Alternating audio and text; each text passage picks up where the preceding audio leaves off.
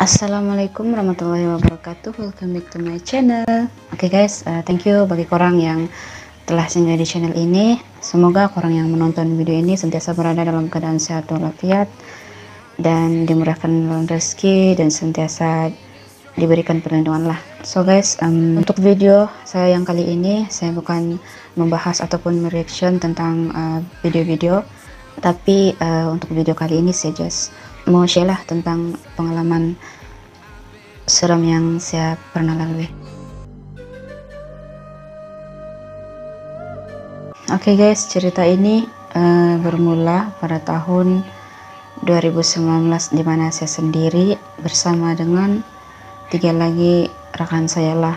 Waktu itu kami dalam proses mau praktikum, sudahlah dalam bulan, kalau saya tidak salah dalam bulan dekat-dekat bulan Juni begitu. So biasalah kalau budak-budak praktikal nih dorang akan pergi, jadi saya ini kan ambil kos bagian pendidikan awal, so kami diberi pilihan untuk memilih sekolah-sekolah tertentu lah untuk kami jadikan itu sekolah sebagai tempat praktikum. So semasa kami pergi ke sekolah itu, yang waktu kami pergi tuh sofa masih belum lagi lah ada apa-apa, tapi yang start balik kami 4 orang tuh naik Grab lah. Kami naik Grab, biasalah di bandar kan naik Grab, jadi kami 4 orang tuh naik Grab. Kemudian abang Grab tuh pula, nah dia bawa pula kami jalan di dekat di dekat jalan yang melimpas tanah perkuburan tuh. So start di sana lah. So masa di sana tuh kami mungkin tidak tahu lah sama ada saya ataupun kawan-kawan saya terlepas cakap ataupun yalah celupar orang bilang. So start daripada sana lah kami pulang. Biasalah kan kalau sudah pergi berurusan, jumpa itu ini, urus file dokumen semua, penat lah, jadi kami rehat lah. And then sebelum asar tuh bangun masih oke lagi, tapi yang start mau masuk maghrib saya rasa macam something lah yang macam bukan kebiasaan lah, bukan yang macam selalu. Jadi waktu itu saya rasa macam badan gemetar, mau cakap sakit tapi tidak juga sakit, tapi actually pening dia lain macam lah pening dia. And then tulang, paham kita kalau tulang belakang tuh kan ada tulang sini, di situ sakit. So saya panggil lah salah satu orang daripada kawan sini yang kira dia tahu juga lah. Jadi saya panggil dia, saya minta tolong lah, saya bilang tolong bikinkan air ataupun bacalah apa-apa di air, kasih minum saya begitu. So dia tidak bikin, tapi dia oleh something di belakang saya. Tapi sebelum dia buat itu, saya ada chat saya punya saudara, saya bilang ya saya biasalah kan kalau macam ada rasa feel something yang tidak berapa saya akan share lah dengan dorang, saya akan tanya dorang kenapa ini begini, kenapa ini begitu. Jadi saya chat lah saya punya saudara yang satu tuh, cousin saya. Jadi dia bilang just ignore jajan kau lah yang tuh, kau kuat, kau lawan saja, kau baca itu inilah. So oke, saya tidak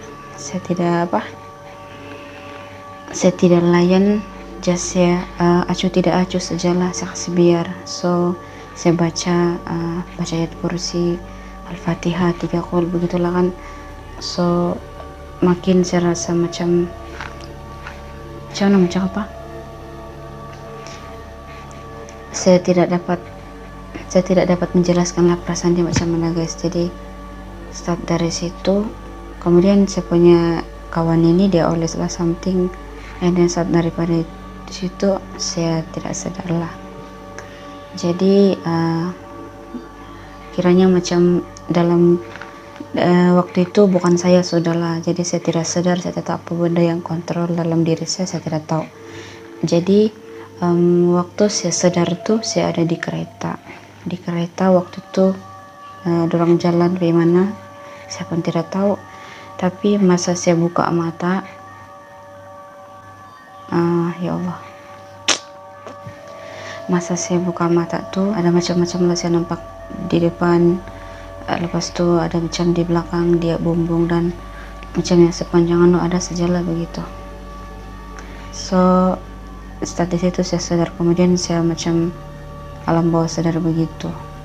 Macam mana cakap apa, kau macam sadar tapi tidak sadar begitu, separuh sadar lah begitu.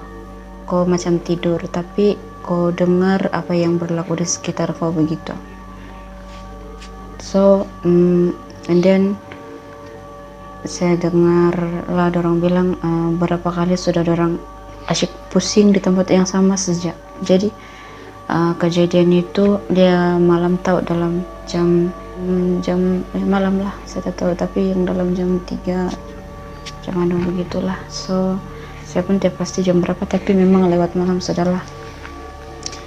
So lepas tu saya sadar lagi balik, tiba-tiba tuh Ustadz datang dan dia bilang nggak tahu lah apa orang bicara, orang bercakap dengan itu tuan rumah. So guys, yang saya sadar tuh yang di dalam kereta itu sebenarnya adalah kereta tuan rumah yang kami sewa tuh lah. Nasib alhamdulillah orang baik, orang tolong juga.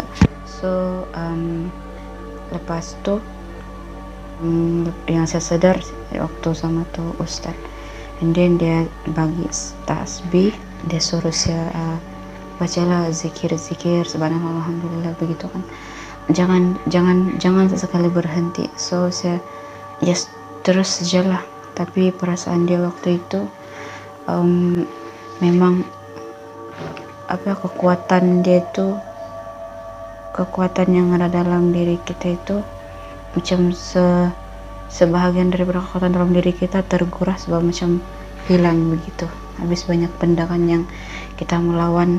So saya cobalah zikir subhanallah alhamdulillah la ilaha illallah allahu akbar. Lepas daripada yang itu, kemudian sampailah di satu surau ini, nggak tahu surau dia apa nama dia, di sanalah saya kena rawat. Jadi waktu itu yang saya sadar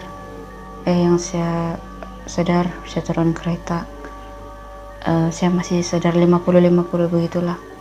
Pas itu ada 2 orang kawan saya ini, orang tolong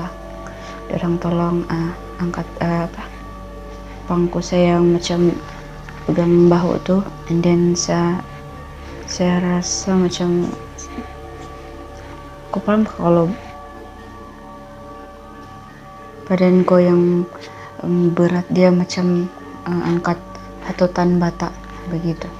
Pas itu di situ saya rasa drop down, terus sampai sana saya tidak sadar sudah. Dan saya sadar waktu saya duduk sudah bersila di dalam tuh surau, kemudian tuh Ustaz baca alhamdulillah. Lepas tuh ya disitulah tuh Ustaz selidik kenapa begini begitu.